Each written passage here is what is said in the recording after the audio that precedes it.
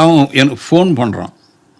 Phone பண்ணி இது போல் இருக்குது, இது போல் ஆச்சுடா, நான் பிரிட்டிஷ்கிட்ட சுவாமி எனக்கு சொன்னது ஞாபகம் வந்தது, சுவாமி வந்து தேவையில்லை, உனக்கு நான் தேவையில்லைன்னு சொல்கிறாரு, நோ நோ நோ நோ வந்து நான் சுவாமியை பார்க்கணும், சுவாமி எங்கே இருக்கிறாரு, ஏது இருக்கிற அப்படி. அந்த பை த டைம் நான் வந்து ஆர்கனைசேஷனில் மெம்பராகலாம் இருந்துகிட்ருக்கேன். அது சொல்ல, எப்போ வரேன்னு சொல்லு, நான் அந்த டைமில் சுவாமி எங்கே இருக்கிறாரோ கேட்டு சொல்கிறேன். என்கிட்ட அழாத குறை, சுவாமிகிட்ட போகணும், சுவாமிகிட்ட போகணும். சரி, நான் புட்டபர்த்திக்கு போய்ட்டுருக்கேன் வாடான்னா ஏதோ ஒன்று சொல்லுவான், ஐயோ எனக்கு இந்த ப்ரோக்ராம் இருக்குது, அந்த ப்ரோக்ராம் இருக்குன்ட்டு. பை லிக்கித்த ஜாப்பம். அவனுக்கு அந்த அளவுக்கு பார்க்கக்கூடிய அளவுக்கு அவருக்கு தரிசனம் கொடுத்தாரு.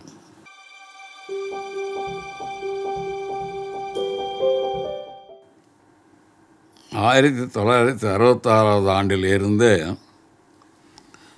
ஸ்டமக் இஷ்யூ இருந்துக்கிட்டே இருந்தது. அது ஆங்கிலத்தில் கேஸ்ட்ரைட்டிஸ் சொல்லுவாங்க. அது ரொம்ப சீரியஸ் ஆகிட்டே இருந்தது.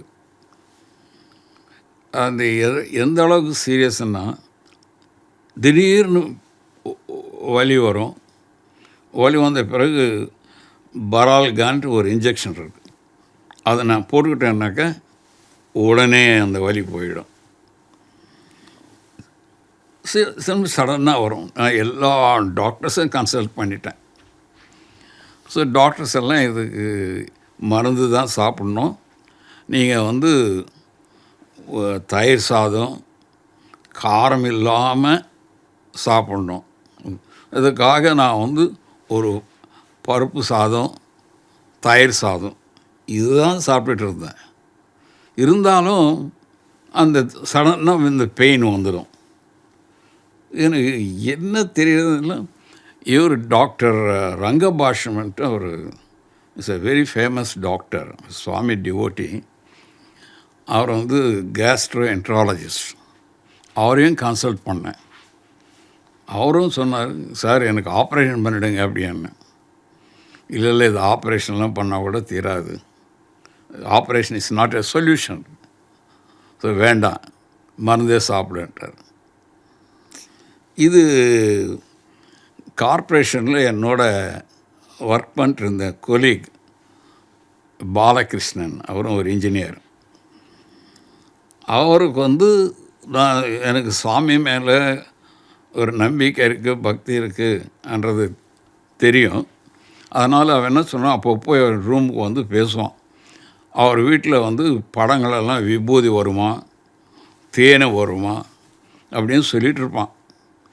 இன்னும் ஒரு நாள் என்கிட்ட வந்து, இவ்வளோ வயிற்று வேலைக்கு இவ்வளோ கஷ்டப்பட்டுட்டு இருக்கிறியே, இன்றைக்கி எங்கள் வீட்டு சுவாமி படத்துலேருந்து வந்து விபூதி, இதை வந்து நீ மருந்தாக நினச்சி மருந்தோடு போட்டுக்கோ, உனக்கு ஒரு சீக்கிரத்தில் இது குணமாயிடும் அப்படின்னு சொல்லி கொடுத்தான்.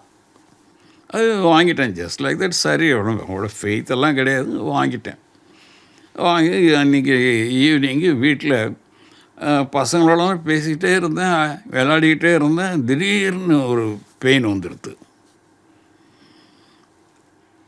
எனக்கு என்ன தோணிச்சோன்னு தெரியல. அன்றைக்கி திடீர்னு ஐ செட், நான் ஒரு மெடிசனும் சாப்பிட போகிறதில்ல, இந்த சுவாமி சத்ய சாய்பாபா கொடுத்த விபூதி, அந்த விபூதி சாப்பிட்டுட்டு நான் படுத்துக்கிறேன். உயிரோடு இருந்தால் நாளைக்கு காலையில் அவங்களோட பேசுகிறேன், இல்லைன்னா நான் இதோட இந்த உலகத்தை விட்டு போயிடுறேன்ட்டு சொல்லிட்டேன். டோரை க்ளோஸ் பண்ணிக்கிட்டேன். எங்கள் அம்மா அழறாங்க, அப்பா கேட்குறாரு, ஒய்ஃப் ஒரு பக்கம், எங்கே இதெல்லாம் விபூதி போட்டுக்கோங்க, ஆனால் மருந்து சாப்பிடுங்கன்ட்டு. டாக்டரும் வர்றாரு. டாக்டர் வந்து பரால்கான் இன்ஜெக்ஷன் எடுத்துகிட்டு வர்றாரு. நான் சொல்லிட்டேன், நோ, இல்லை, இனிமேல் என்னால் இதை பொறுத்துக்க முடியாது, எனக்கு சுவாமி விபூதி கொடுத்துருக்காங்க, அதுதான் அவர் கடவுள், அந்த விபூதி நான் போட்டுக்கிட்டேன், அவ்வளோதான், இன்றைக்கி இருந்தால் நாளைக்கு காலையில் உங்களோட பேசுகிறேன்னு சொல்லிட்டு படுத்துக்கிட்டேன். அந்த இருக்கிற அந்த டேப்லெட்ஸ்லாம் கூட தூக்கி போட்டுட்டேன். தென் காலையில் ஒரு 5:30 மணிக்கு நல்லா தூக்கம் வந்துடுத்து. 5:30 மணிக்கு எழுந்துறேன். பார்த்தா ஒன்றும் ஃப்ரெஷ்ஷாக இருக்கிற அந்த வலி எங்கேருந்து ஏன்னு ஒன்றும் தெரியல. கதவு திறந்தேன். வீட்டிலலாம் ரொம்ப சந்தோஷம் அவங்களுக்கு. எப்படி ஆயிடுச்சு, என்ன ஆச்சுன்ட்டு. என்னமோ எனக்கு தெரியாது. ஐ ஆம் perfect, all right, give me. நான் ரெகுலராக என்னென்ன சாப்பிட்டுட்டு இருந்தேன், நீங்கள் என்ன சாப்பிட்டுட்ருக்கீங்களோ அதே கொடுங்க அப்படின்ட்டு. அன்னில இருந்து, தட் இஸ் சம்வேர் 1978, அன்னிலேருந்து இந்த வரலாம் அந்த கேஸ்ட்ரைட்டிஸ் என்ற ப்ராப்ளமே கிடையாது. Till today is gone. It's only Swami விபூதியுடைய மகிமை. அது சுவாமியை அந்த நேரத்தில் பயங்கரமான நம்பிக்கை, திடமான நம்பிக்கை. அந்த நம்பிக்கையில் எடுத்ததுனால அது குணமாயிடுது. ரொம்ப சந்தோஷம். இப்போது இதுவரையிலும் இன்னும் சுவாமியை பார்க்கல. சுவாமியார் நம்பிக்கை தான், சுவாமியை பார்க்கல. இப்போது சுவாமி பார்க்கணும். எனக்கு இது குணப்படுத்திய சுவாமியை நான் பார்த்தே ஆகணும் அப்படின்னு நினச்சிட்டு இருக்கிற பொழுது சுவாமி சென்னைக்கு இருக்கிறாங்க அப்படின்னு சொன்னாங்க. அப்போ சுந்தரமெல்லாம் எனக்கு தெரியாது. அங்கே ராஜ் அண்ணாமலைபுரத்தில் சுந்தரம் என்ற ஒரு அங்கே அஞ்சலி தேவி சினிமா ஆக்ட்ரஸ் அவங்க வீட்டுக்கு வர்றாரு அப்படின்னு சொன்னாங்க. சரி போகலான்ட்டு நானும் என்னோடய துணைவியாரையும் கூப்பிட்டு போனோம். சாயங்காலமாக எந்த டைமு என்ன ஒன்றும் தெரியாது. அங்கே போனால் அங்கே ஒரு கட்டிடம் கட்டிகிட்டு இருக்காங்க. ஒரு ஆளும் கிடையாது. ஆனால் அது அஞ்சலி தேவி வீடு. அது யாருமே இல்லை. எப்படி தெரிஞ்சுக்கிறது சுவாமி பார்க்குறது எப்படின்ட்டு நான் யோசிச்சுட்டு இருந்தேன். நாங்கள் 2 பேரும் திடீர்னு ஒருத்தர் ஒரு காரில் வர்றார். அது ஓல்டு மாடல் கார். அந்த காரில் நின்று இறங்கி எங்களை கேட்குறாரு, சாய்பாபாவை பார்க்க வந்திருக்கீங்களா அப்படின்றார். ஆமாங்க அப்படின்னு. நானும் அதுக்கு தான் வந்தேன். ஆனால் தரிசனமெல்லாம் இங்கே இல்லை, தரிசனம் முடிச்சுட்டு போயிட்டார் போல் இருக்கு. வாங்க, அவர் எங்கே தங்குறாரோ எனக்கு தெரியும், வாங்க காரில் போகலாம், இங்கே கிட்ட தான் அப்படின்றார். சரி என்று நானும் என் ஒய்ஃபும் இந்த காரில் போனோம். சூர்யாராவ் ரோடு. வெங்கடமுனி என்றவர் சுவாமி டிவோட்டி. அவர் வீட்டில் தங்குவாரான் சுவாமி. அந்த வீட்டாண்ட போய் நிறுத்திட்டார் காரை. நிறுத்திட்டு, நீங்கள் இறங்குங்க, நான் காரை அந்த அங்கே பார்க் பண்ணிவிட்டு நானும் வந்துடுறேன் தரிசனத்துக்குன்ட்டு. நின்றுட்டுருப்போ அந்த வாட்ச்மேன் சொல்கிறான், இங்கே எதுக்காக வந்திருக்கீங்க அப்படின்னு கேட்டான். சுவாமியை பார்க்கணும். சுவாமியெல்லாம் பார்க்க முடியாது, சுவாமி படுத்துக்கிட்டார். இன்னும் ராத்திரி மணி 8:30 மணி 9 மணி இருக்குன்னு நினைக்கிறேன். சரிங்க, நாளைக்கு அதெல்லாம் சொல்ல தெரியாதுங்க, நீங்கள் இந்த இடத்த விட்டு போயிடுங்கன்ட்டு அவர் நம்மளை ரொம்ப தொந்தரவு பண்ணுறான். சரி, என்னடா இப்போ நம்மளுக்கு காரில் ட்ராப் பண்ணார். அவர் எங்கேயான்னு பார்த்துட்டு இருக்கேன். திடீர்னு சுவாமி அந்த வீட்டுடைய பால்கனிக்கு வர்றார். பால்கனியில் தரிசனம் கொடுக்குறாரு. சடனாக லைட் எரியுது, சுவாமி வர்றாரு. 2 கையில் இப்படி தரிசனம் பண்ணுறாரு. எங்கள் 2 பேரையும் பார்த்து ரொம்ப ரொம்ப சந்தோஷம். வாட்ச்மேன் அசந்துட்டான். சார், நீங்கள் ரொம்ப லக்கி சார், ரொம்ப லக்கி சார் என்று சுவாமி போயிட்டார். அப்போ என்னை விட்டுன்னு வந்த நம்பர் அந்த ஃப்ரெண்டுக்காக பார்த்தேன். எங்கே அவர் நம்மளை காரில் விட்டுன்னு வந்தார், அவர் எங்கே பாவம், அவருக்கு தரிசனம் கிடைக்கலையே அப்படின்னு பார்த்துட்டு இருந்தால் எங்கேயும் காணோம். சரி, கார் அங்கே வச்சுருப்பார், இங்கே வச்சுருப்பார், எங்கேயும் காரும் கிடையாது, அவரும் கிடையாது. இப்போ யார் என்னை அங்கே விட்டுன்னு வந்தது? ஒன்லி சுவாமி. அவர் ரூபத்தில் நான் பார்க்கணும் என்ற ஒரு நம்பிக்கையோடு வந்திருந்தேன். சுவாமிக்கு அது போல் என்னுடைய ஃபஸ்ட்டு தர்ஷன் அப்படி நடந்தது. தென் சுவாமி ரொம்ப தூரத்தில் இருந்து பார்த்தோமே, இன்னும் கிட்டேருந்து பார்க்கணும்.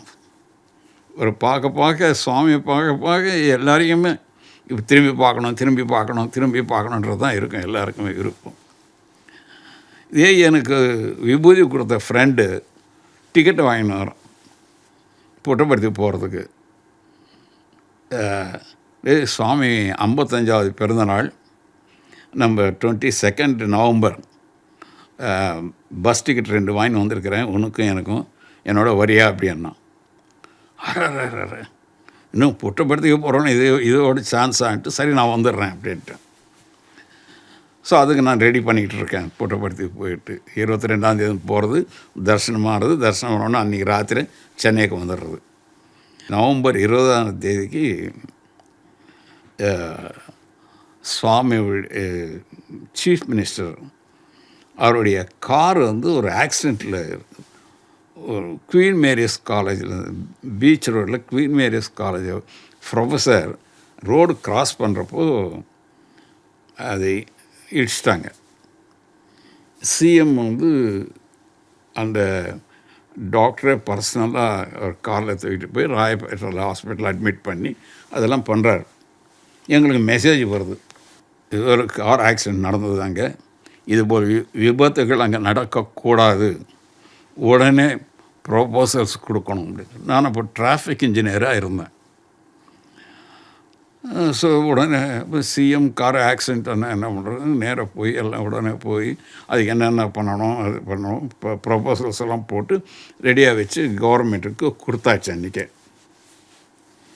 அடுத்தது மெசேஜ் வருது 21ஆம் தேதி அன்றைக்கி, 22ஆம் தேதி அன்றைக்கி 5 மணிக்கு சிஎம் மீட்டிங் வச்சுருக்கிறாரு, இந்த ப்ரொபோசல்ஸ் எல்லாம் யார் போட்டாங்களோ அவங்களெல்லாம் வர சொல்லியிருக்காரு அப்படின்ட்டு. அதில் நான் ஒருத்தன். 22ஆம் தேதி 5 மணிக்கு, 22ஆம் தேதி 7 மணிக்கு பஸ்ஸு. இது எப்படி சிஎம் மீட்டிங்கன்னா அது தவிர்க்க முடியாது. இங்கிட்ட சுவாமியை வேறு பார்க்கணும், இந்த வாய்ப்பு எனக்கு கிடைக்காது. ஸோ எங்களுடைய சீஃப் இன்ஜினியர்கிட்டையும் கமிஷனர்கிட்டையும் சொன்னேன், சார் இது போல் ஒரு வாய்ப்பு சார், இந்த ப்ரொப்போசல்ஸு என்னை விட்டுடுங்க, மீட்டிங்க்கு நீங்கள் போய் நீங்கள் அட்டென்ட் பண்ணி எக்ஸ்பிளைன் பண்ணுங்கள் சார் அப்படின்னு சொன்னேன். அவங்க ஒத்துக்கலை. அடுத்தது அப்புறம் மேயர் கிடையாது, ஸ்பெஷல் ஆஃபீஸர் தான் மேயராக இருந்தார். அவர் ஒரு ஐஏஎஸ் அதிகாரி. சரியாக ஒரு போய் கேட்போமே அவரையும் கேட்டுட்டேன், அவர்கிட்ட சொன்னேன். அவர் திடீர்னு ஓகே நீ போய்ட்டு வா, அது அவ்வளோதானே ப்ரொஃபஸர், நான் பார்த்துட்டேன் படிச்சுட்டேன், சரி நாங்கள் சொல்லிக்கிறோம், நீங்கள் போய்ட்டு வா, நீ போய் தரிசனம் பண்ணிக்கிட்டு வா அப்படின்ட்டு. நான் கமிஷனர்கிட்ட சொல்கிறப்போ, சீஃப் இன்ஜினியர்கிட்ட சொல்கிறப்போ அவங்க அசந்துடுவாங்க, எப்படி ஸ்பெஷல் ஆஃபீஸர் ஒன்று பர்மிஷன் கொடுக்குறாரு சிஎம் கிட்ட, என்னன்னு சொல்கிறது, சிஎம் யார் போட்டதுன்னா ப்ரொபோசல் யார் கொடுத்ததுன்னு சொன்னால் என்ன சொல்கிறது, சார் கார்ப்பரேஷன் கொடுத்தது தானே சார் ஸ்பெஷல் ஆஃபீஸர் சொல்லிட்டு நான் வந்துட்டேன். அன்றைக்கே சம்பவம் சுவாமி இதெல்லாம் சுவாமி மேடிட் போயிட்டு 22ஆம் தேதி ராத்திரி 23 காலையில் அப்போது புட்டபர்த்திக்கு சேர்ந்தோம். அப்போ இது மாதிரி ரூம்ஸ் எல்லாம் ஒன்றும் கிடையாது, எல்லாம் மண்ணில் அங்கேயே போய் படுத்துக்கிட்டு கொஞ்சம் நேரம் ரெஸ்ட் எடுத்துக்கிட்டு சுவாமி மார்னிங் தர்ஷனம் வந்தது. சுவாமி தரிசனம் பண்ணிக்கிட்டு ஈவினிங் உடனே புறப்பட்டு வந்துட்டோம். இந்த தரிசனத்தில் எனக்கு அவ்வளோ திருப்தியே இல்லை. இதுதான் ஏன்னா crowd 55th birthday, so heavy crowd. ஒரு டிஸ்டன்ஸில் இருந்து பார்த்தோம் சுவாமியை பார்த்தோம், புட்டபர்த்தி பார்த்தேன், அவ்வளோதான். இன்னும் சுவாமி பார்க்கணும் இப்படியாவதுன்ட்டு நினச்சிட்டே இருக்கிற பொழுது திடீர்னு என்னுடைய ரிலேஷன் ஒருத்தர், அவர் பூபால் நீ சுவாமி பார்க்கணுன்ட்டு விரும்புறியாமே அப்படின்றார். ஆமாம் பார்க்கணும், சுவாமி இப்போ சென்னையில் இருக்கிறாரு, கிண்டி டெம்பிளுக்கு வருவார். இவர் கிண்டி டெம்பிளில் இன்சார்ஜாக இருந்திருக்கார். நான் ஸ்லிப்பு கொடுக்குறேன், நீ ஒரு 3 மணிக்கெல்லாம் அங்கே வந்துடு, சுவாமி 4:30 மணிக்கு தரிசனம் கொடுப்பாரு, நீ அங்கே உனக்கு ஒரு நல்ல இடமா போட்டு கொடுப்பாங்க, சுவாமி தரிசனம் பண்ணிக்கோ, நல்லா இருக்கும் அப்படின்னாரு. வெரி குட், இதுவும் நல்ல ஆப்பர்ச்சுனிட்டின்னு சொல்லிட்டு சரியான்னு சொல்லி அந்த ஸ்லிப்பு வாங்கிட்டேன். வாங்கி அப்போ தான் ஆஃபீஸுக்கு போகிறேங்க நான் வருது. அன்றைக்கி 3 மணிக்கு இம்பார்ட்டண்ட் மீட்டிங் கார்ப்பரேஷனில் போலீஸ் ஆஃபீஸர்ஸ் எல்லாம் வர சொல்லியிருந்தோம். நான் டிராஃபிக்கில் இருந்ததுனால அவங்களெல்லாம் கூட ஒரு மீட்டிங், பெரிய மீட்டிங் வித் கமிஷனர். 3 மணிக்கு கிண்டிக்கு போகணுமே, இந்த மீட்டிங் இருக்குது அப்படின்னு சொல்லி சீஃப் இன்ஜினியர்கிட்ட திரும்பி போய் சொன்னேன். சார் சுவாமி பார்க்கணும் சார், ஒரு நல்ல வாய்ப்பு வந்திருக்குது, போகிறேன். அது எப்படி நீங்கள் போக முடியும் 3 மணிக்கு மீட்டிங் வச்சுக்கிட்டு அப்படின்னு சொன்னார். இது அதையும் அவர் சொல்கிறதும் கரெக்டு தான், சாமியே பார்க்கணும் எப்படின்னு யோசிச்சுட்டே இருந்தேன். லன்ச் டைமில் திடீர்னு ஒரு ஐடியா வந்தது. ஒரு லெட்டர் எடுத்துட்டேன்.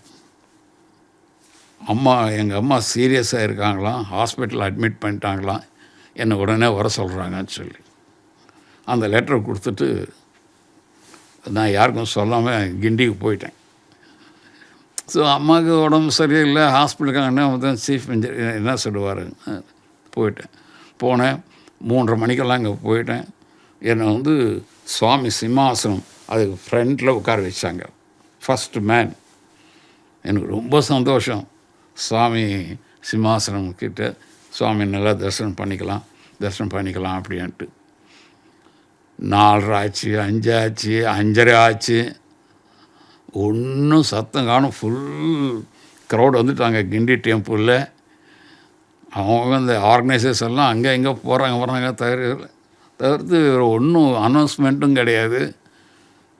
என்ன வாட் ஹேப்பன் அப்படின்னு பார்த்தா திடீர்னு சொன்னாங்க 6:30 மணிக்கு சுவாமி இன்றைக்கி கிண்டி டெம்பிளுக்கு வரல, ஆபட்ஸ்பரிக்கு போகிறாரு, அங்கே தரிசனம் பண்ணிக்கலாம் அப்படின்னு சொல்லி க்ளோஸ் பண்ணிட்டாங்க. ஐயோ நல்ல வாய்ப்பு மிஸ் ஆகிடுதே அப்படின்னு சொல்லி நான் உடனே அங்கேருந்து புறப்பட்டு ஓடி போனேன். ஆபட்ஸ்பரிக்கு போயிட்டேன். போனால் அப்போது சுவாமி ஸ்பீச் கொடுத்துட்ருக்கார். சுவாமி அங்கே உட்காரத்துக்கே இடம் கிடையாது. இது பெரிய ஓப்பன் ஸ்பேஸ் எல்லாம் இருக்குது, ஆனாலும் அங்கே இல்லை. ஒரு மரத்துக்கிட்ட போனேன். அங்கே ஒரு ஸ்பீக்கரில் வாய்ஸ் நல்லா கேட்டுட்டு இருந்தது. சரி சுவாமியை பார்க்க முடியல, அட்லீஸ்ட் அவர் குரலை கேட்கலாமே அப்படின்ட்டு போனால் ஃபஸ்ட்டு திங் நான் போன உடனே அவர் பேசுகிறது, சில பேர் வேலையெல்லாம் விட்டுட்டு சுவாமி பார்க்க வந்துடுறாங்க. வேலையெல்லாம் விட்டுட்டு என்ன பிரயோஜனம்? ஒர்க் இஸ் வர்ஷிப், வேலை முக்கியம்,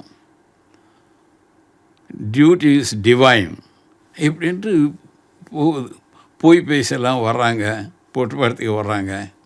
என்ன பிரயோஜனம்? இதிலெல்லாம் ஒன்றும் பிரயோஜனம் இல்லைன்ற போல் ஒரு அது பார்த்தா எனக்காகவே சுவாமி சொன்னா போல் தலையில் ஒரு அடித்தா போல் எனக்கு புரிஞ்சுக்கிட்டேன்.